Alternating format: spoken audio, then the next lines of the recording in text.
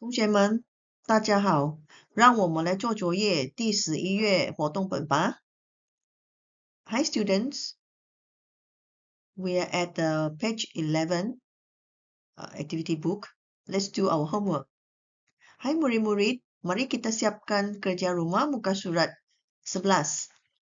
圈一圈，读一读， bulat dan baca. Circle and read. Number 1. 同学们在 And now you have to circle which one is suitable. Murid-murid kena bulatkan yang mana yang sesuai. Okay, cikgu bagi jawapan ya. 排队. Yeah, you're right. 排队. 同学们在排队. Murid-murid sedang beratur. The students are lining up. Mari kita tengok yang kedua. Let's see the second one. 老师请他 老师请他 Yes, you're right. 站起来 老师请他站起来 Did you see the arrow up there near the students? Anak-anak, adakah kamu tengok anak panah ke atas? Ya, itu adalah menunjukkan murid itu dikehendaki berdiri. Okay. Faham? Seterusnya, mari kita ke aktiviti yang ke-6. 连一连，写一写， padan dan tulis.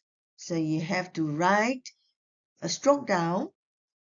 Murid-murid dikendaki melukis garisan ke bawah.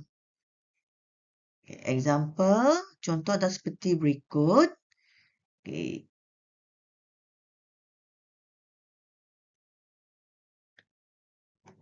Okay, semua